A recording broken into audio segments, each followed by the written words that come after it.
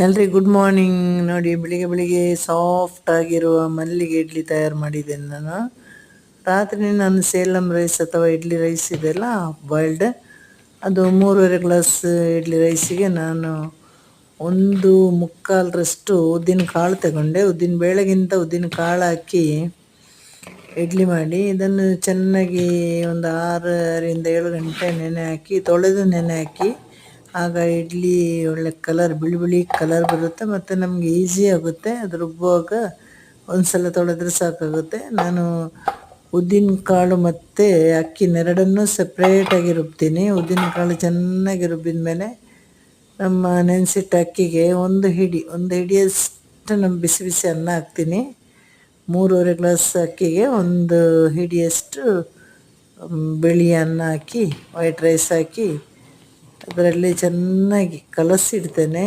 ಕಲಸೋದ್ರಲ್ಲೇ ಇಡ್ಲಿ ಇರೋದು. ಬೆಳಿಗ್ಗೆ ಒಂದು 3/4 ಪಾತ್ರೆ ಇಡ್ಲಿ ಹಿಟ್ಟು ಫುಲ್ ಆಗಿಬಿಟ್ಟಿದೆ. ಹಾಗಾಗಿ ಇಡ್ಲಿ ತುಂಬ ಚೆನ್ನಾಗಿ ಬಂತು. ಇವಾಗ ನಿನ್ನೆ ಇದೆಲ್ಲ ಸ್ವಲ್ಪ ಸಾರಿರೋ ಕಾರಣ ಇವತ್ತು ಚಟ್ನಿ ಮಾಡ್ತಾಯಿದ್ದೀನಿ ಇಡ್ಲಿಗೆ. ಹಾಗೆ ಇದೇ ರೀತಿಯಲ್ಲೆಲ್ಲ ಸೇಲಂ ರೈಸಲ್ಲೇ ಇಡ್ಲಿ ಮಾಡಿ ನೋಡಿ, ತುಂಬ ಚೆನ್ನಾಗಿ ತುಂಬ ಸಾಫ್ಟಾಗಿ ಬರುತ್ತೆ. ಇಡ್ಲಿಗೆ ಇನ್ನೇನು ಹಾಕಲಿಕ್ಕೆ ಹೋಗಬೇಡಿ, ಒಂದು ಹಿಡಿ ಅನ್ನ ಹಾಕಿದರೆ ಸಾಕು. ಬಿಸಿ ಬಿಸಿ ಅನ್ನ ಇಲ್ಲ ಅಂದರೆ ತಣ್ಣಗಿರೋ ಅನ್ನನೂ ಪರವಾಗಿಲ್ಲ, ಬಿಸಿ ಬಿಸಿ ಅನ್ನ ಇದ್ದರೆ ಇನ್ನೂ ಚೆನ್ನಾಗಿರುತ್ತೆ ಇಡ್ಲಿ.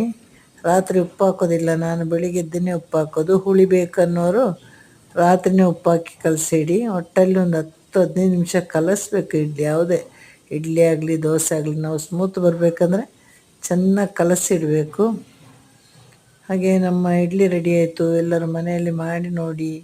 ಹಾಗೆ ಸರಿತಾ ಕುಕ್ ಆ್ಯಂಡ್ ವ್ಲಾಗ್ಸ್ಗೆ ನಿಮ್ಮದೆಲ್ಲ ಸಪೋರ್ಟು, ಪ್ರೀತಿ, ವಿಶ್ವಾಸ ಎಲ್ಲವೂ ಇರಲಿ. ಇವತ್ತಿನ ದಿನ ಎಲ್ಲರಿಗೂ ಕೂಡ ಚೆನ್ನಾಗಿರಲಿ. ದಿನ ಒಳ್ಳೊಳ್ಳೆ ತಿಂಡಿ ಮಾಡಿ ತಿನ್ನಿ ಮನೆಯಲ್ಲಿ.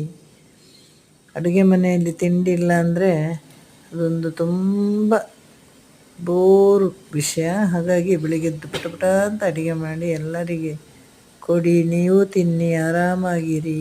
Take care, see you, bye.